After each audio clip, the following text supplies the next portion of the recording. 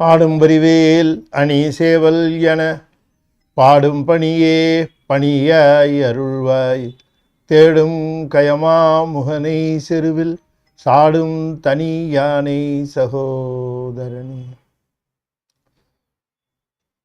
திருச்சிற்றம்பலம். தென்னாடுடைய சிவனே போற்றி, என் நாட்டவர்க்கும் இறைவா போற்றி, ஏகம்பத்துரையந்தாய் போற்றி, பாகம் வெண்ணூறு ஆனாய் போற்றி, பராய்த்துறை மேவிய பரனே போற்றி, சிராப்பள்ளி மேவிய சிவனே போற்றி, அண்ணாமலையமன்னா போற்றி, கண்ணாரமுத கடலே போற்றி, காவாய் கனகத்திரளே போற்றி, கைலை மலையானே போற்றி போற்றி, வெற்றிவேல் முருகனுக்கு அரோகரா. திருச்சிற்றம்பலம்.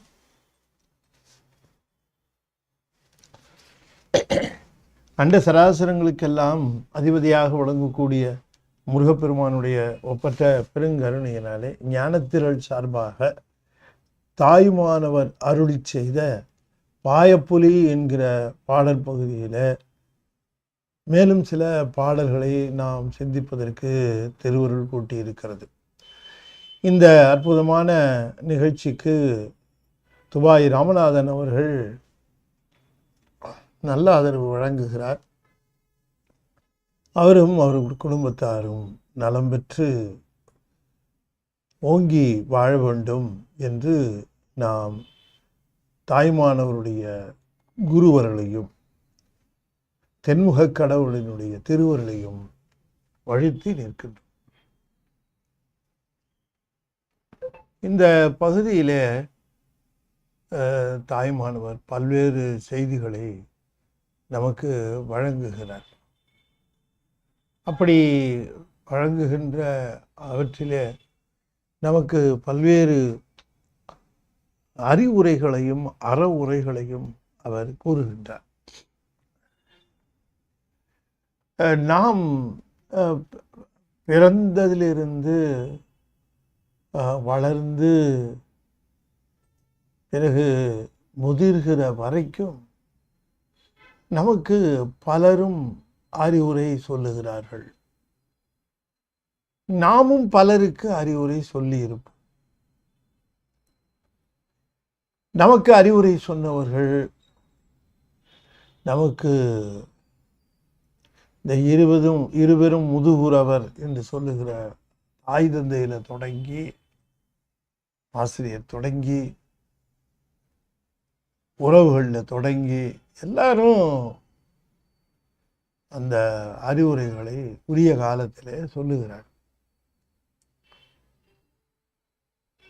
நாமும் நம்முடைய வயதுக்கு ஏற்றவாறு நம்முடைய அறிவுரைகளை சொல்லுகிறோம். ஆனால் உண்மையிலேயே இந்த அறிவுரையோ அறவுரையோ இவற்றை நாம் யாரிடம் கேட்க வேண்டும் என்று சொன்னால், இந்த உலகம்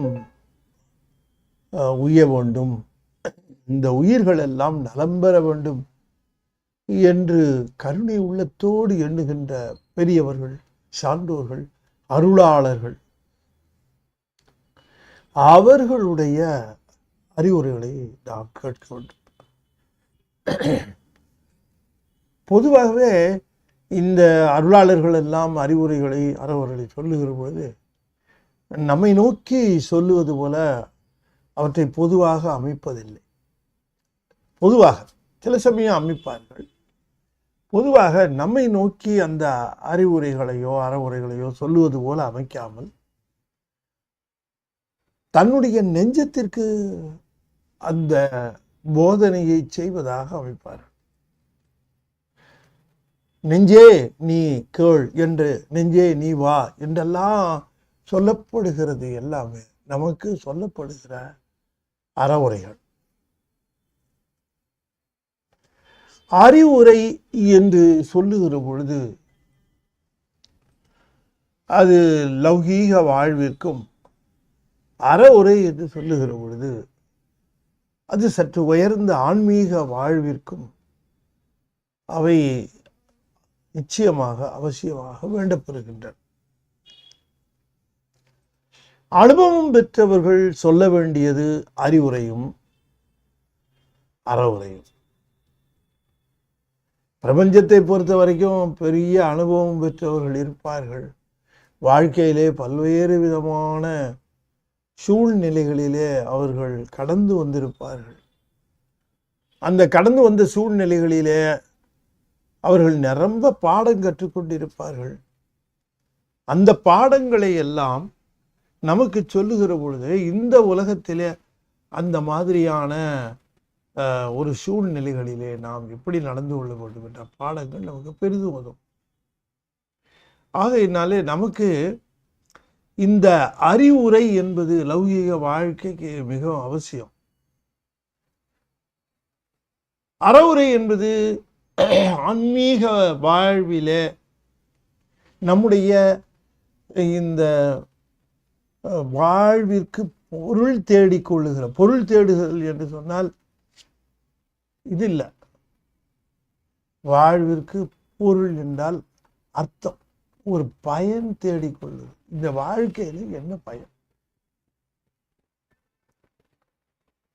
இப்ப பெரிதாக ஒன்றும் பொருள் ஈட்டாவிட்டாலும் கூட இதனுடைய வாழ்க்கையில அவர்கள் அறவுரை சொல்லுகிற அளவிற்கு அருள் ஈட்டி இருப்பார்கள். எனவே இந்த அருள் ஈட்டம் உடையவர்களுடைய இந்த அறவுரைகள் அது நமக்கு வாழ்க்கையில ரொம்ப விலை மதிப்பில்லாதவை. இந்த இரண்டை கேட்பதற்கும் நமக்கு பொறுமை, தன்முனைப்பு, மடங்குதல் இவை தேவை. ஒருத்தர் சொல்லுகிற அறிவுரையை கேட்க வேண்டும் என்று சொன்னால் இந்த ரெண்டும் அவசியம். தன்முனைப்பு இல்லாம என்ன தெரியாததை இவர் சொல்ல போறார், நமக்கு தெரியாததை இவர் என்ன சொல்லிட போறார், தன்முனைப்பு. இரண்டாவது பொறுமையின்மை. இந்த இரண்டும் மிகப்பெரிய நஷ்டத்தை உண்டு பண்ணிவிடும். ஆகையினாலே இந்த அறவுரை கேட்பதாக இருந்தாலும் சரி, அறிவுரை கேட்பதாக இருந்தாலும் சரி, ரெண்டுக்கும் பொறுமையும் தான் என்கின்ற எண்ணத்தை விடுதலும் மிக ஒரு வேண்டத்தக்க செயல்கள். ஆகையினாலே இப்ப தாய்மானவர் போன்றவர்கள் எல்லாம் இந்த அறவுரைகளும் அறிவுரைகளும் அவர்கள் சொல்லுகிற பொழுது நமக்கு அந்த அறவுரைகள் நம்முடைய அருள் வாழ்க்கையை செப்பனிடும். எனவே அவர்களுடைய இந்த அறவுரைகளை நாம கேட்க வேண்டும். அது எதில் சொல்லியிருக்காரு இந்த அறவுரையை அப்படின்னு கேட்டா, அவர்கள் எல்லாம் தங்களுடைய பாடல்களில they have left lot of messages. அந்த மெசேஜஸ் நாம் சொல்லுவதைத்தான் அறவுரை என்று நாம் சொல்லுகிறோம். இந்த பக்குவம் உடையவர்களுக்கு சொல்லப்படுவது அருளுரை. பக்குவம் பெற இருப்பவர்களுக்கு சொல்லுவது அறவுரை. ரெண்டுக்கும் நம்ம வேறுபாடு தெரிஞ்சு கொள்ளணும். நம்ம அறிவுரை பார்த்தோம், அது தொடக்க நிலை. அதை பற்றி நாம் அதிகமாக பேச வேண்டியதில்லை, அது உங்களுக்கு தெரியும். அறவுரை என்று சொல்லுகிற பொழுது இந்த அறவுரை பக்குவம் பெறுவதற்கு ஆர்வம் கொண்டு நிற்கிறவர்களுக்கு சொல்லப்படுவது அறவுரை. பக்குவம் பெற்றவர்களுக்கு மேலும் அவருடைய பக்குவத்தின் பயன் பெறுவதற்கு சொல்லுவது அருளுரை. ஆகையினாலே நம்முடைய தாயுமானவர் அறவுரையும் சொல்லுகிறார், அருளுரையும் சொல்லுகிறார். அந்த பாடலிலே நாம் நமக்கு தேவையான அறவுரைகளை மனதிலே இருத்தி கொள்ள வேண்டும். அருளாளர்களுடைய அறவுரையும் அருளுரையும் அவர்களுடையது அல்ல, அவையெல்லாம் சிவத்தினுடையது தான். ஆகையினாலே சிவமே அந்த ஆசிரிய கோலத்தில் எழுந்தருளி இந்த அற உரைகளை நமக்கு வழங்கிற்று என்பதை நாம் முழுமையாக உணர்ந்து கொள்ள வேண்டும். தாய்மானவர் பாடுகிறார், அருணகிரிநாதர் பாடுகிறார், ஞானசம்பந்த பெருமான் பாடுகிறார்,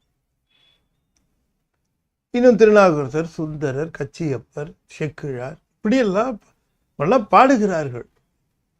அவற்றை வெறும் பாடலாக கொள்ளாமல் அவற்றிலே நமக்கு அருளுரையும் அறவுரையும் இருக்கிறது என்று அவற்றை நாம் எடுத்துக்கொள்ளுகிற பொழுது நம்முடைய ஆன்மீக வாழ்வு சிறக்கிறது.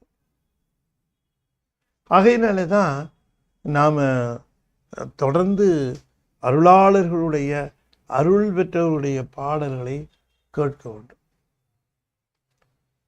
பாடல்களை கேட்கிற பொழுது நீங்கள் நல்லா புரிந்து கொள்ள வேண்டும், இந்த அருளாளர்கள் பாடல்கள் தான் இப்படிப்பட்ட பயன்களை நல்குமே தவிர மற்ற பாடல்கள் எல்லாம் அருள் நலம் பயக்காது.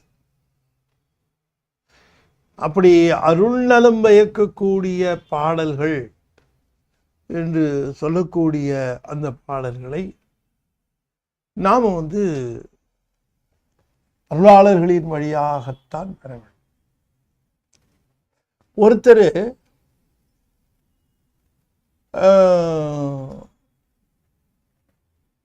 பொருளுக்காக ஒருவர் திரைப்பட பாடலை எழுதுகிறார்.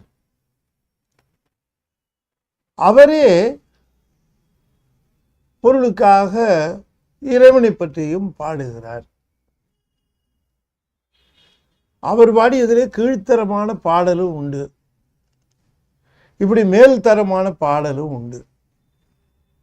நாம கீழ்த்தரமான பாடலை விட்டு மேல்தரமான பாடலை எடுத்துக்கொண்டால் என்ன அப்படின்னு சில பேர் கேட்கிறார்கள். அப்படி அது சாத்தியமா எனக்கு தெரியல. ஏனென்று கேட்கிறவர்கள் வைத்துக் கொள்ளுங்கள். நமக்கு வீட்டிலே சமைப்பதற்கு ஒருவர் வருகிறார், நாம் தேர்ந்தெடுக்கிறோம் அப்படின்னு வச்சுக்கோங்க. அவரே 4 வீட்டுக்கு பாத்ரூம் கழுவி விடுறவர் அப்படின்னு சொன்னால் நீங்க அவரை எப்படி சமையல் வேலைக்கு எப்படி நீங்கள் ஒப்புக்கொள்வீர்கள்?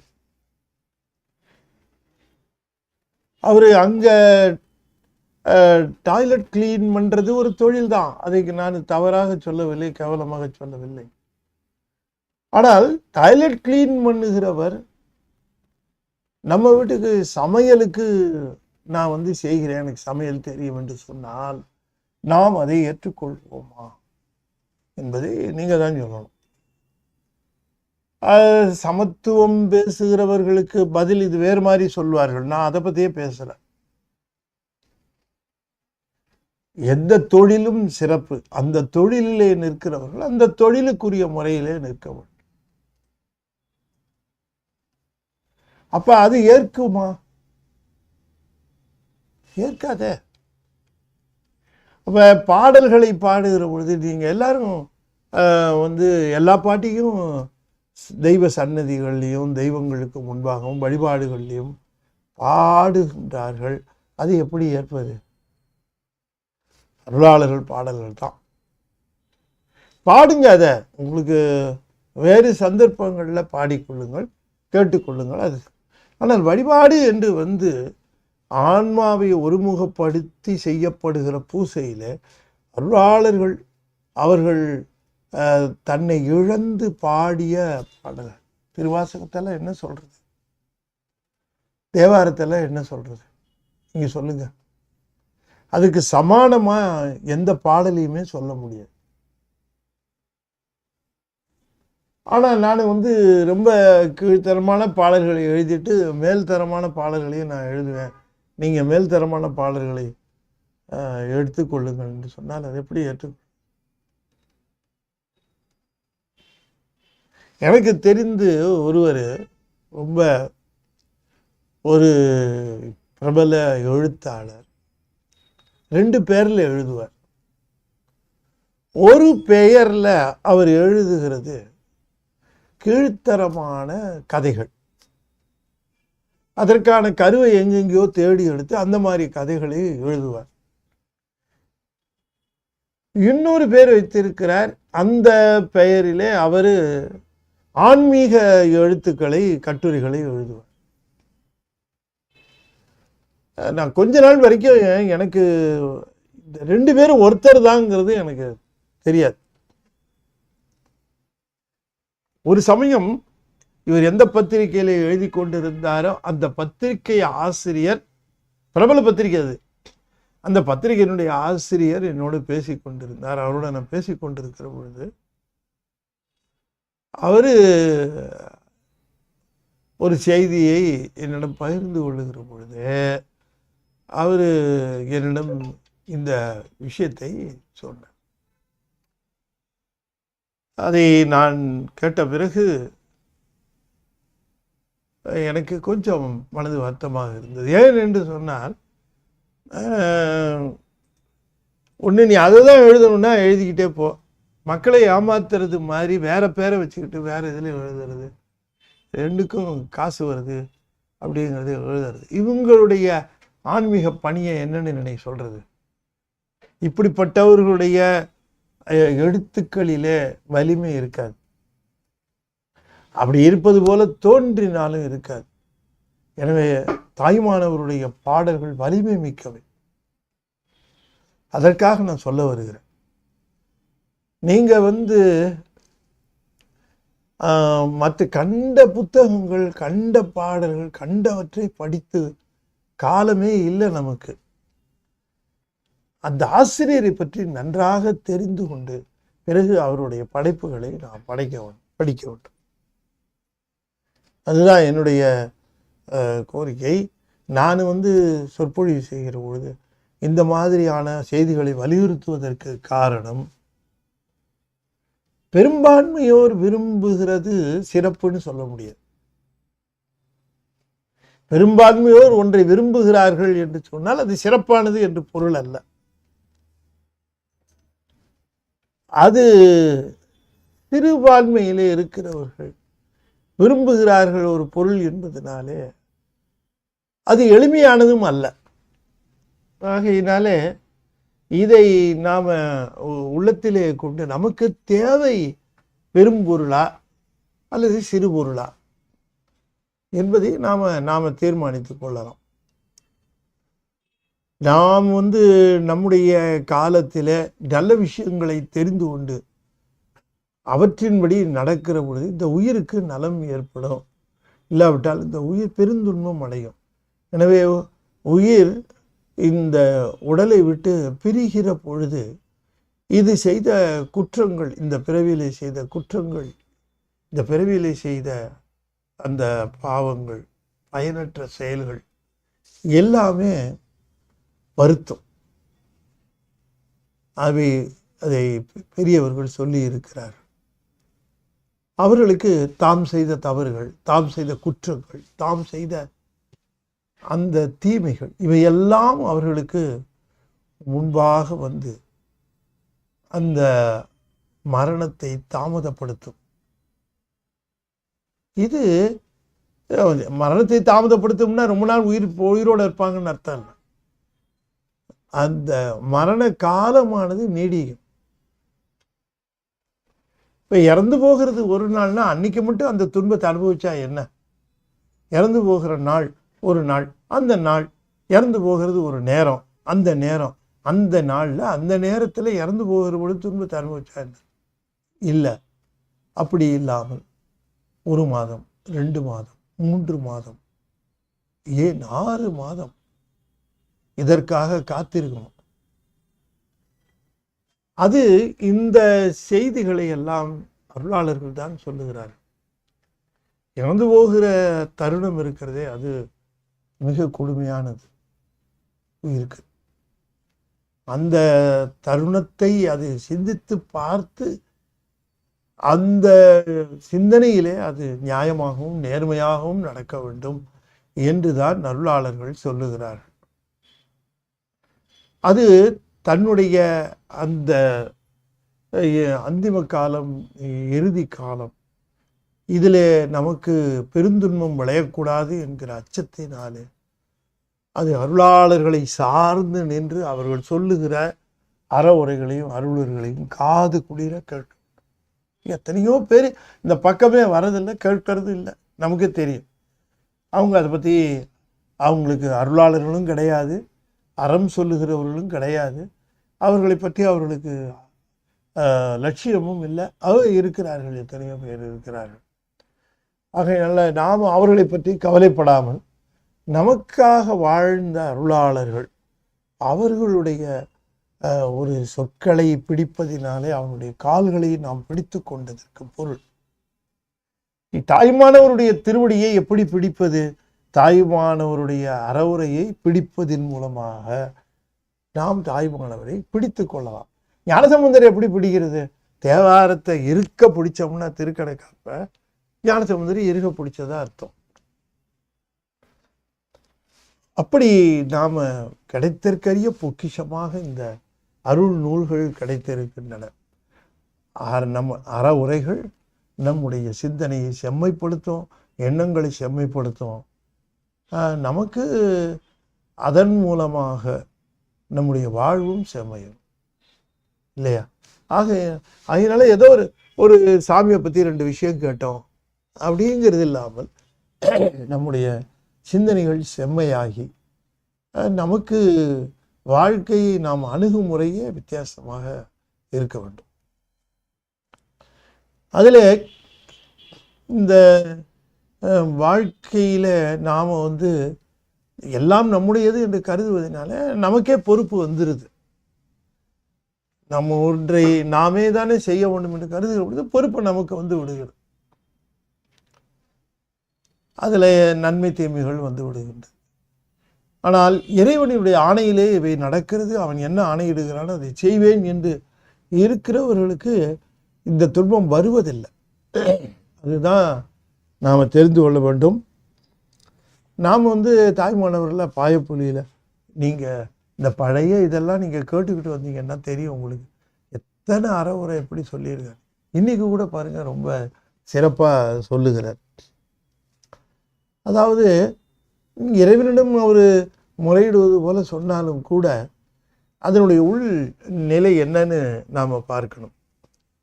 உள்ளத்தையும் இங்கு எனையும் நின் கையினில் ஒப்புவித்தும் கள்ளத்தை செய்யும் வினையால் வருந்த கணக்கும் உண்டோ? எல்லாம் கணக்குப்படிதான் நிகழ்கிறது. எல்லாம் கணக்குப்படி. என் வாழ்க்கையில எனக்கு நடக்கிறதெல்லாம் as calculated, as per the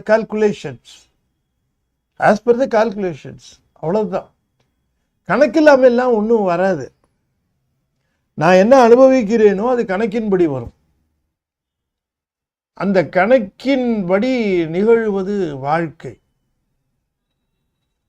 ஆகையினாலே இந்த கணக்கு, வினை கணக்கு என்று சொல்லக்கூடிய அந்த கணக்கு நிச்சயமா தவறா போறதுக்கு வாய்ப்பே இல்லை இறைவனுடைய அதுல.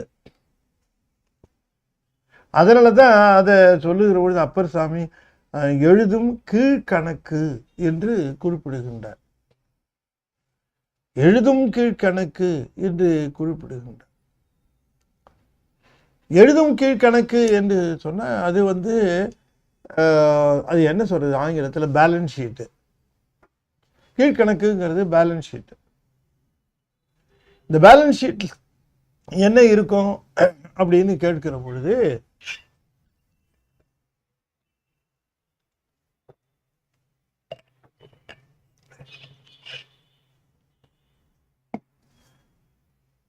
ஒரு பக்கம் இன்கம், ஒரு பக்கம் எக்ஸ்பெண்டிச்சர்ஸ்.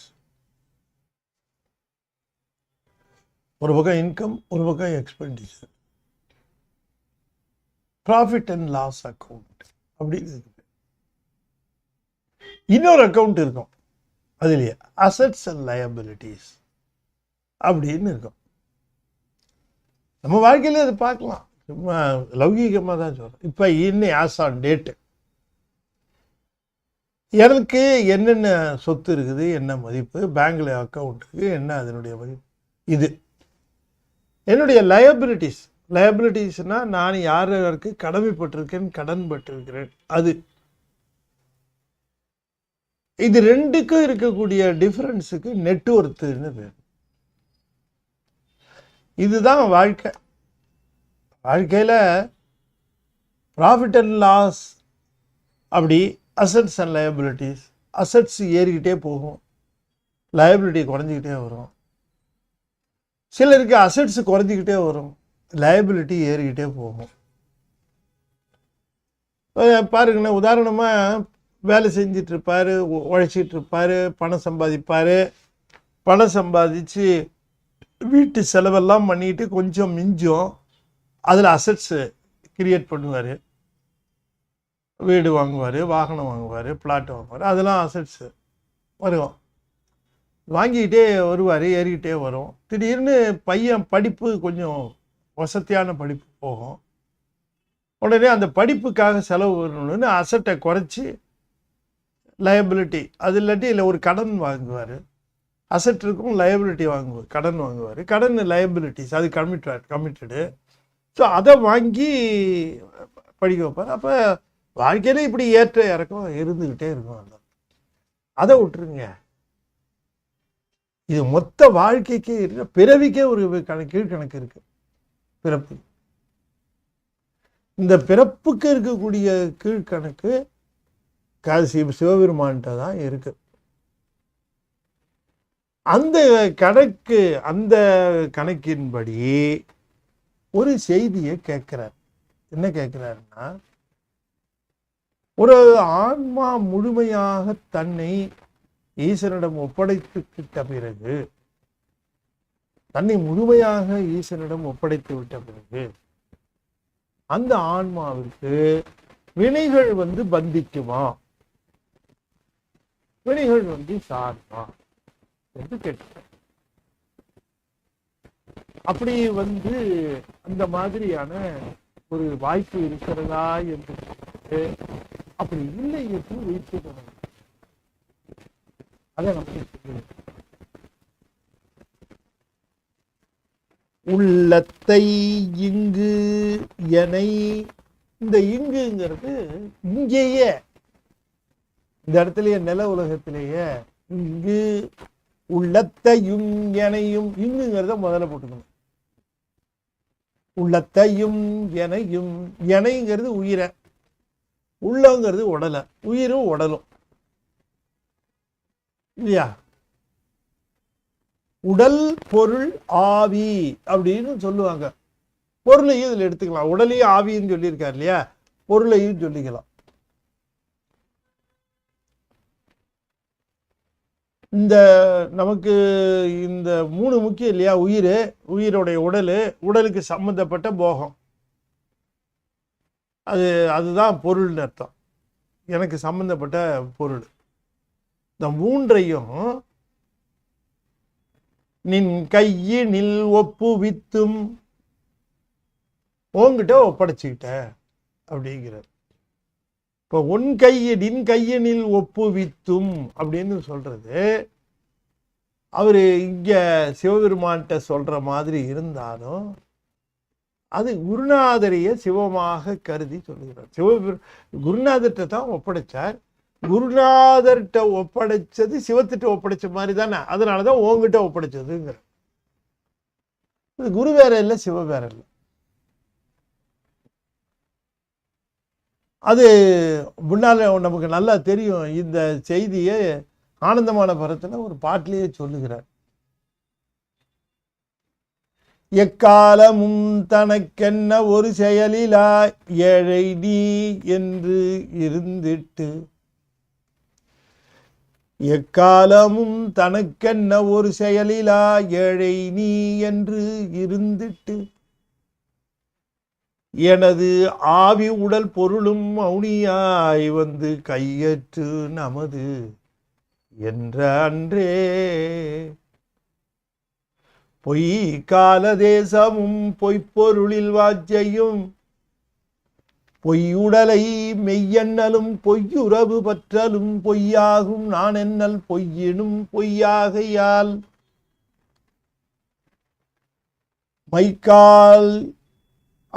மைக்காலனைய இருட்டனைய இருளில்லை மைக்கால் இருட்டனைய இருளில்லை இருவினைகள் வந்தேற வழியுமில்லை மனமில்லை அம்மனத்து இனமில்லை வேறு ஒரு பொரு வேறும் ஒரு வரவில்லை போக்கும் இல்லை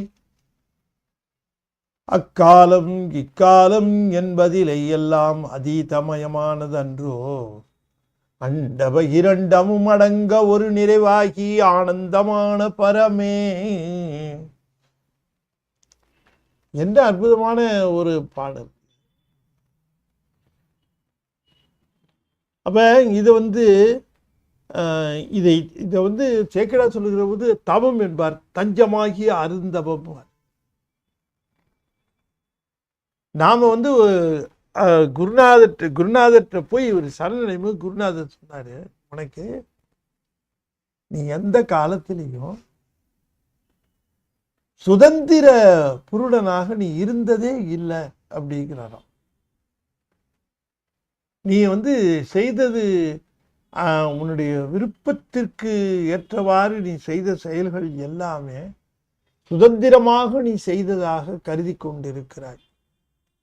இல்லை, வினைகளின் வழியாகத்தான் செய்கிறாய். ஒன்றை விரும்புவது என்று நீயா விரும்புகிறாய் நினைக்கிறாய். இல்லை, ஒரு பெண்ணை விரும்பி ஏற்று பின்னால் செல்லுகிறாய் என்று சொன்னால் உன் வினையை தேடி போய் பின்னால் பற்றி கொள்ளுகிறாய். அது தவிர்க்க முடியாது. அது சுதந்திரம் என்று நீ கூறிக்கொண்டால் அது உன்னுடைய அறியாமை. எக்காலமும் தனக்கென்ன ஒரு செயலிலா ஏழை நீ அப்படின்ட்டு இதை நீ உணர்ந்து நிற்க அப்படின்னு சொல்லிட்டு, எங்க குடு, நீ குரு கிட்ட தானே வந்திருக்க, ஆமா, தட்சிணம் உணர்ந்திருக்க, சாமி வெத்தலை, ஒரு கவுளி, கொட்டைப்பாக்கு, மஞ்சள், வாழைப்பழம், பூவு, அதில் கொஞ்சம் படம், இப்போதான் கொஞ்சம் வெயிட்டாக இருக்கு இல்லையா, எல்லாம் வச்சாச்சா, எல்லாம் இதுதானே, இதுதான், சரி. இதெல்லாம் அவபோத குருவுக்கு கொடுக்கலாம். அவபோத குருவாக இருக்கிறவருக்கு இதெல்லாம் செய்யணும் இல்லையா. நான் தப்பா சொன்னேன். ஒருத்தர் நீங்க தீட்சை கொடுக்கணும்னு ஒருத்தர் கேட்கிறார். அவர் உடனே தீட்சை தருகிறேன்னு சொல்லுகிறார். அதுக்கு என்ன ஏற்பாடுன்னு கேட்கிறார். இவர் நீங்க வாங்கிட்டு வர வேண்டிய பொருள்கள்னு எழுதி தர்றார். அந்த லிஸ்ட்டு, அந்த லிஸ்டெல்லாம், அந்த லிஸ்ட்ல எல்லாத்தையும் எழுதியிருக்காரு. எழுதியிருக்காரு. அதில் என்னென்ன தேங்காய், 9 தேங்காய், இளஞ்சம்பளம், அது இது எல்லாமே எழுதியிருக்கார். எழுதி இது எல்லாத்தையும் எடுத்துக்கிட்டு அதில் கடைசியில் அந்த லிஸ்ட்டு கடைசியில் எழுதியிருக்கார். ஆசிரியருக்கு வேட்டி, ஆசிரியருக்கு அங்கவஸ்திரம், ஆசிரியருக்கு சம்பாவனை அப்படின்னு அத்தனையும் அதில் எழுதியிருக்கார். இது கொண்டாட சொல்லி அவர் எழுதுறார். இப்போ இந்த சம்பாவனை வைத்து வருகிறதெல்லாம் அவபோத குரு. போத குருவுக்கு சம்பாவனை என்னன்னு கேட்டா ஆவி உடல் பொருள், அதுதான் சம்பாவனை.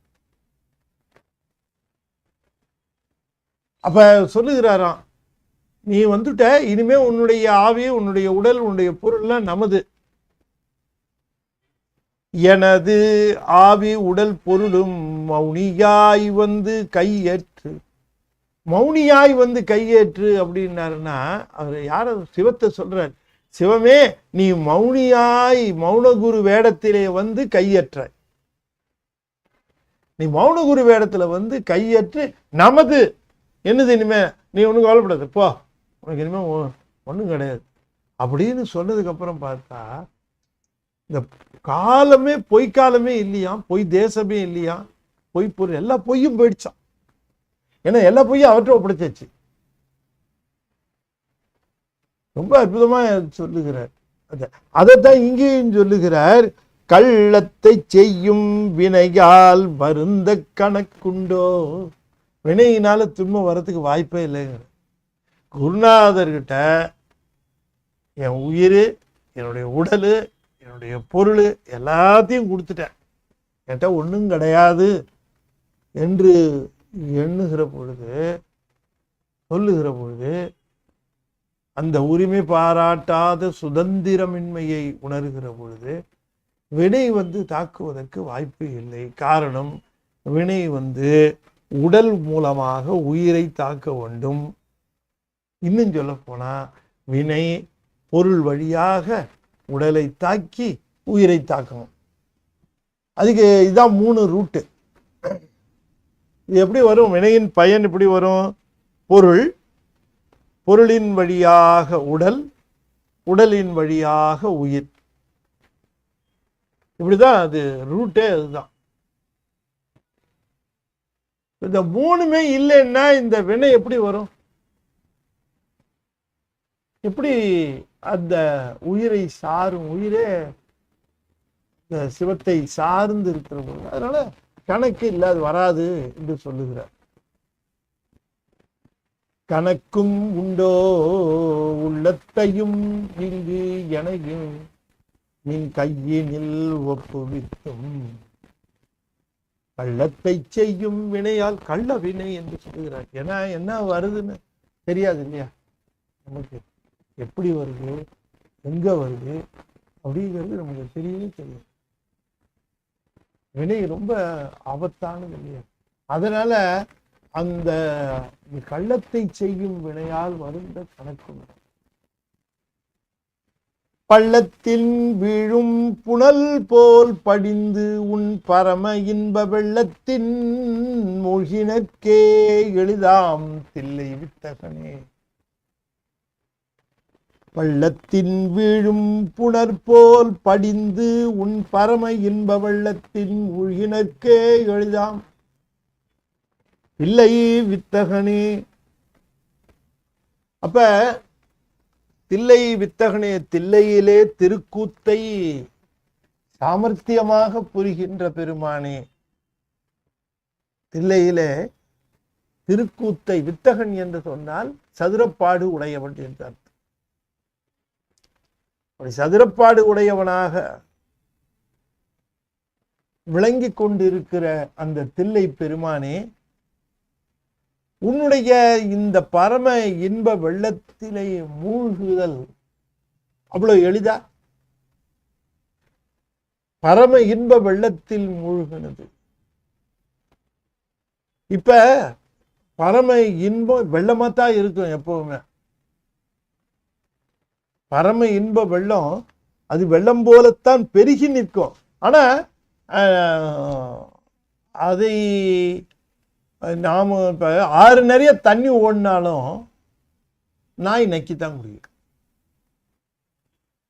அதைத்தான் திரும்ப திரும்ப மணிவாசகர் தண்ணி நாயின்னு சொல்லுகிறதுக்கு காரணம், பேரின்ப பொருளாக நீ இருந்து அதை வழங்குவதற்கு ஆயத்தமாக இருந்தாலும் என்னால் அதை குறைந்த அளவுதானே அதை எடுத்து அனுபவிக்க முடிகிறது. நான் உன்னில் முழுமையாக கலந்து நின்று அத்தனையும் நான் அனுபவிக்க வேண்டும் என்று குறிப்பிடுகின்றார். அதான் பரம இன்ப வெள்ளத்தில் மூழ்குதல். கரையில நின்று எடுத்து முகந்து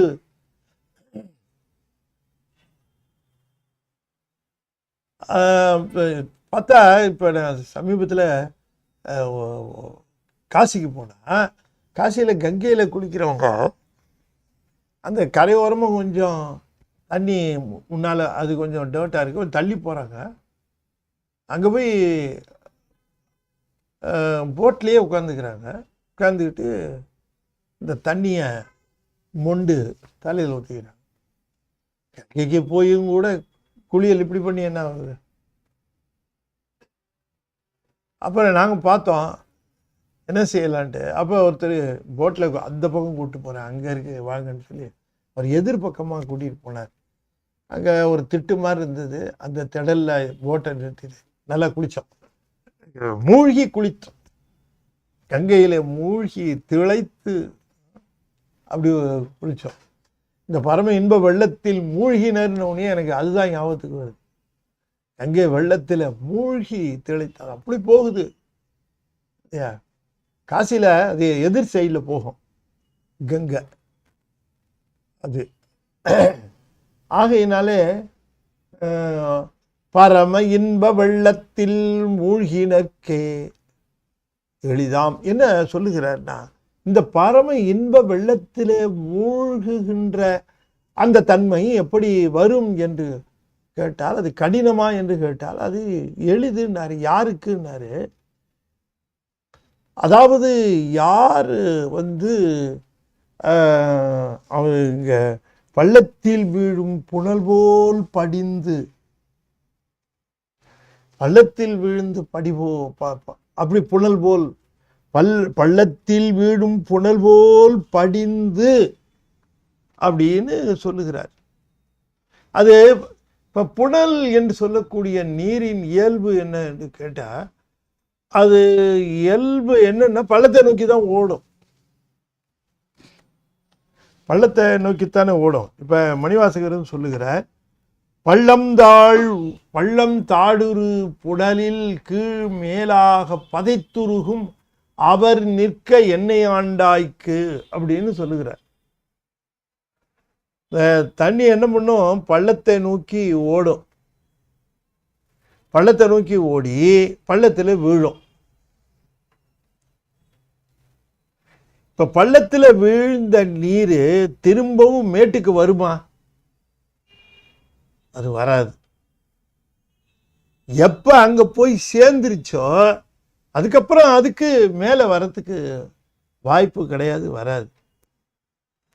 பள்ளத்திலே சேர்ந்த நீர் எப்படி மேலே வராதோ அதுபோல பிரபஞ்சத்தை விடுத்து சிவபெருமானுடைய திருவடியை சேர்ந்தவர்கள் மீண்டும் பிரபஞ்ச தொடர்பு இல்லாமல் இருப்பார்கள். அவர்களுக்கு இந்த வெள்ளத்திலே மூழ்குதல் எளிதுன்னர். எல்லாருக்கும் எளிதில்லை, அதை இப்படி மாத்தி போட்டுக்கணும். அதை பரம இன்ப வெள்ளத்தில் மூழ்குதல் அவர்க்கு எளிது. தில்லை வித்தகனே பள்ளத்தில் வீழும் புனல் போல் படிந்தார்க்கே உன்னுடைய பரம இன்ப வெள்ளத்தில் மூழ்குதல் எளிதாகும் என்று அதை நாம் பொருள் கொள்ள வேண்டும். எனவே இறைவனிடம்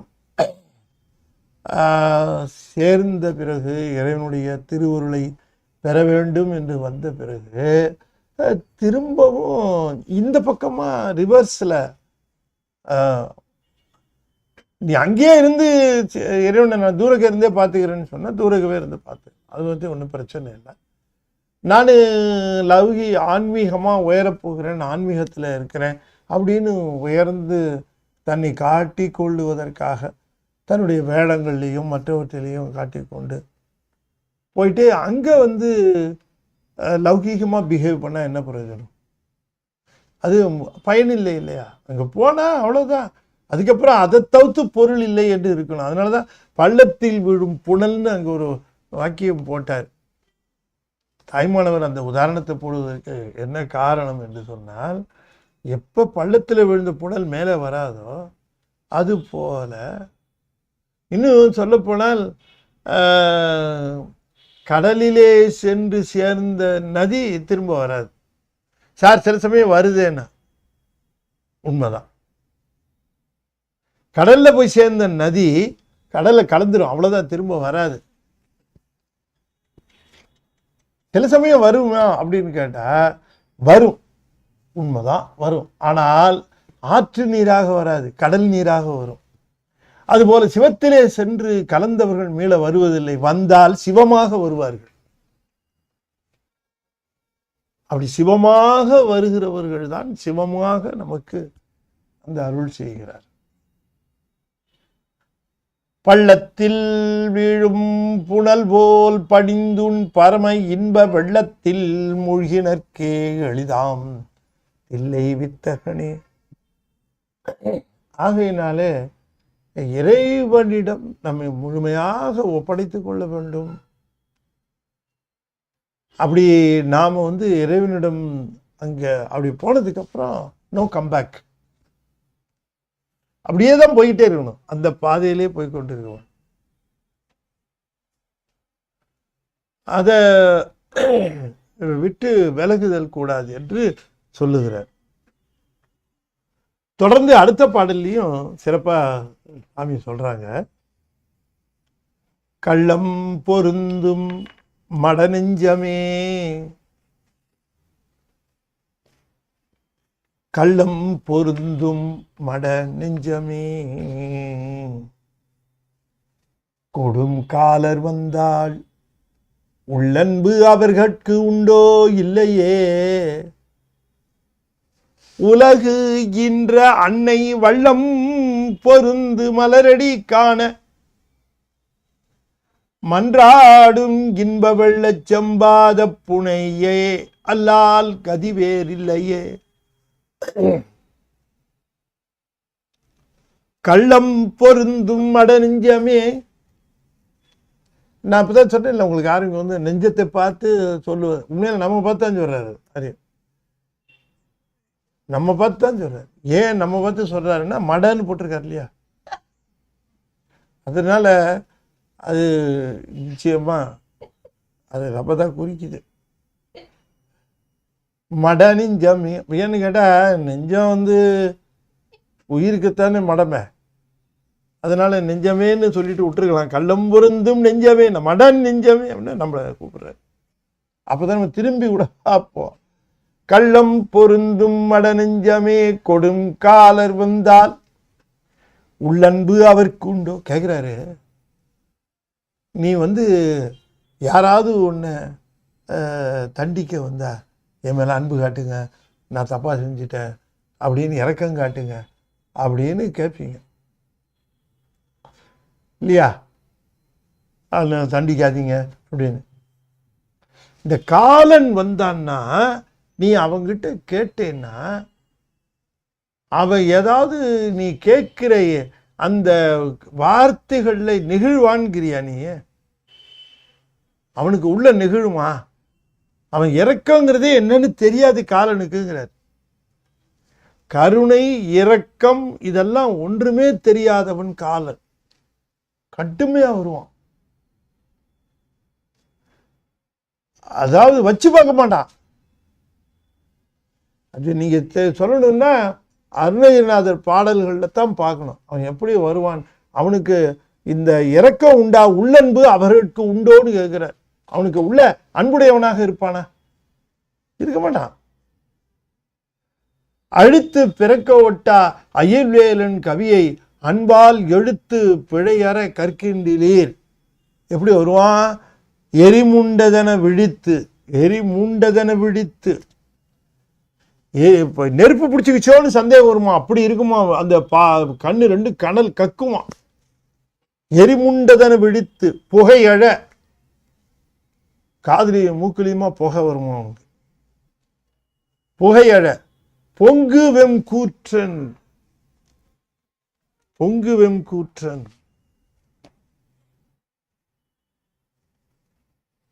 அதையும் சொல்லுகிற பல இடங்கள்ல சொல்லுவார் இந்த எவனும்.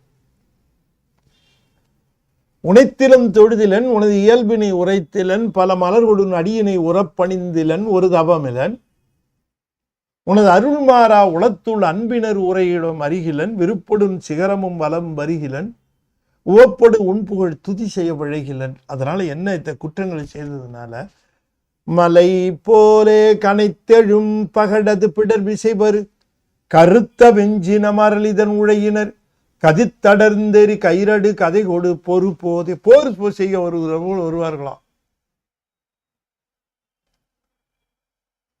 கனைத்தெழும் பகடது. இவன் போடுற உருமல் சத்தத்துக்கு மேல இந்த எருமை கடை சத்தம் போடுவான் அப்படின்னு வருவான். மலை போலே கனைத்தெழும், மலை மாதிரி இருக்குமோ அது. மலை போலே கனைத்து எழும் பகடு எருமை.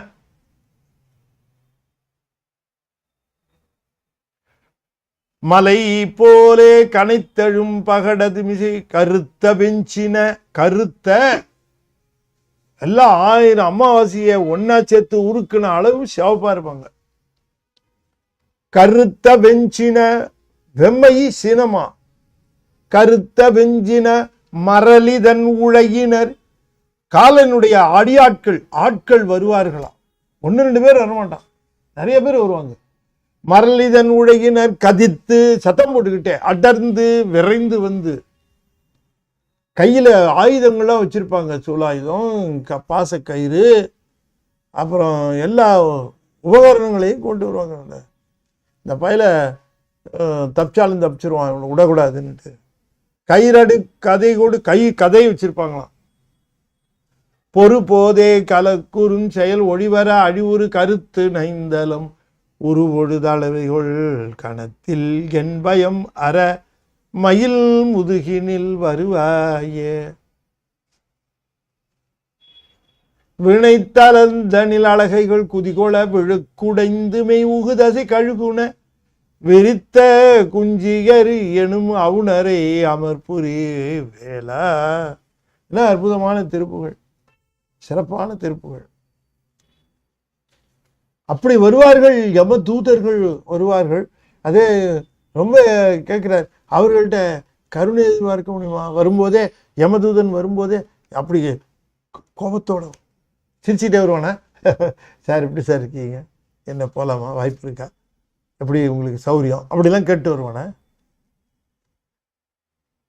கடுங்கோபம் வரும். அதாவது கேட்கிறாரு, உள்ளே அன்பு அவருக்கு உண்டோ அப்படிங்கிற, உள்ளன்பு அவர்களுக்கு உண்டோ? அவங்களுக்கு அதெல்லாம் பார்க்கணும்னு சொல்லவே இல்லை. அடிச்சு தூக்கி போட்டு எடுத்துட்டு வந்துட்டு.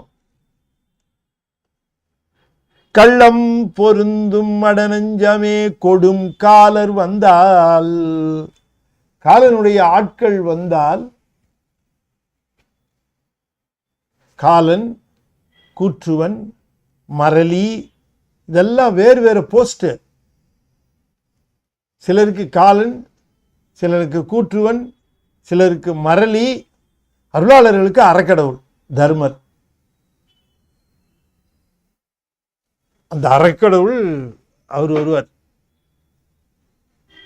இப்ப ஒரு பேட்டை ரவுடிய பிடிச்சிட்டு போறதுக்கு ஐஜியா வருவார், ஏட்டு வருவார், எட்டி வச்சு கையில் 2 சாத்தி பனினை பிடிச்சி இழுத்து தரதரன்னு. அதே ஒரு பெரிய தலைவரை அரெஸ்ட் பண்ண வர்றாரு ஐஜி, மரியாதையா. அப்படி அறக்கடவுள் நல்ல உயிர்களை, அறம் செய்த உயிர்களை, அருளாளர்களுடைய பாடல்களை ஓதி கேட்ட உயிர்களை அப்படின்னு அழைச்சிட்டு போகணும். அறக்கடவுள் அழைத்து போவார். ஆகையினாலே நாம நல்லா தெரிந்து கொள்ள வேண்டும். சொல்றாரு, நீ உள்ளன்பு அவர்களுக்கு கிடையாது. இப்ப நீ என்ன செய்யணும்? அது வரும்னு நிச்சயமா தெரிஞ்சிருச்சு. தெரிஞ்ச பிறகு அதற்கு நீ ஏற்பாடு பண்ணிக்க வேண்டாமா? உங்ககிட்டயே வருவான் அவன். அப்ப நீ என்ன பண்ணணும்?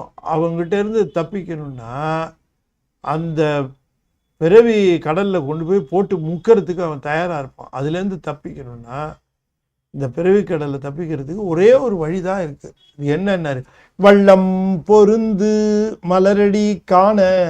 யார் கண்டது? உலகு ஈன்ற அன்னை.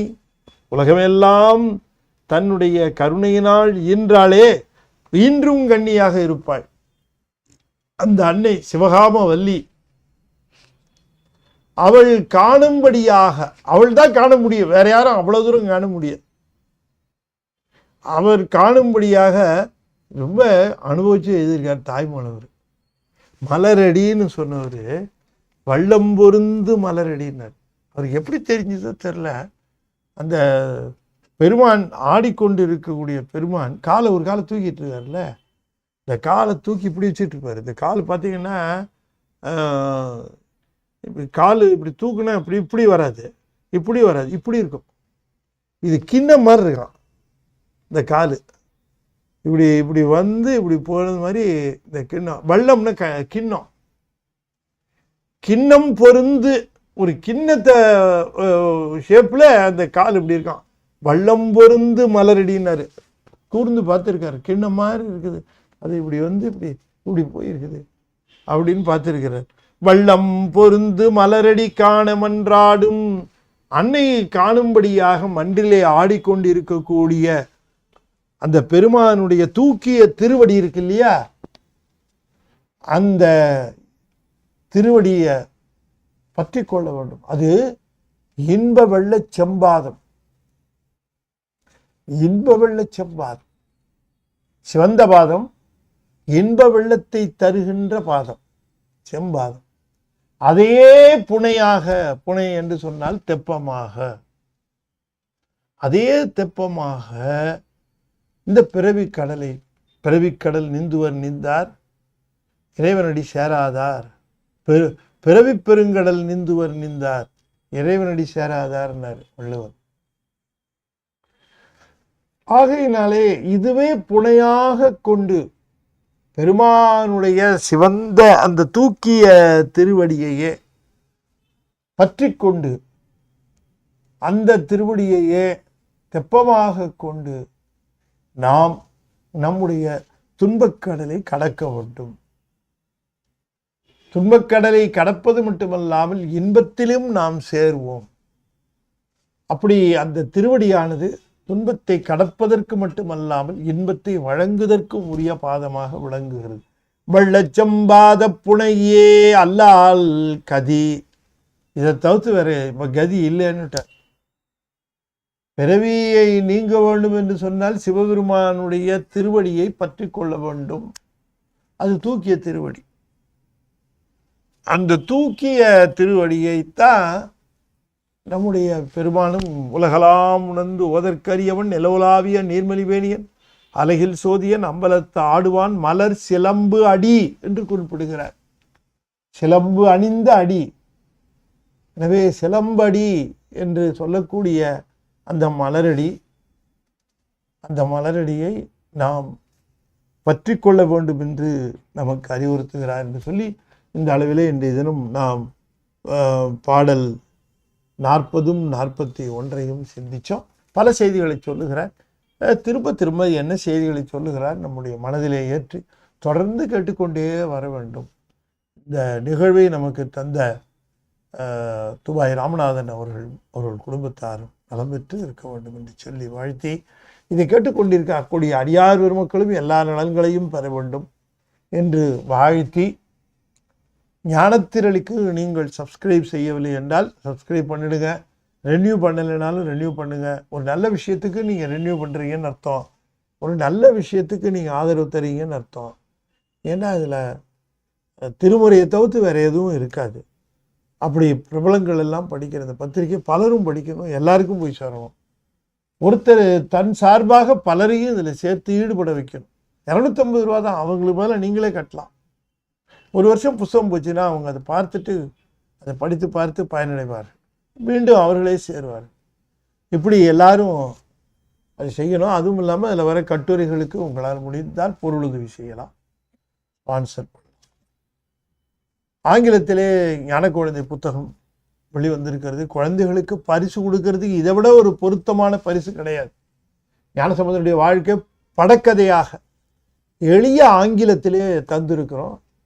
அதை நீங்கள் பயன்படுத்தி கொள்ள வேண்டும் என்று கேட்டு இந்த அளவிலே நிறைவு செய்யும் முகமாக 5 எழுத்தை 5 முறை ஓதுவேன்.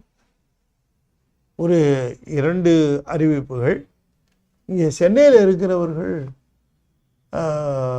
தெய்வ சேக்கிழாருடைய குரு பூசை 10ஆம் தேதி அடியேன் சைதையில் இருக்கக்கூடிய தர்மராஜா கோவில் தெருவில் இருக்கக்கூடிய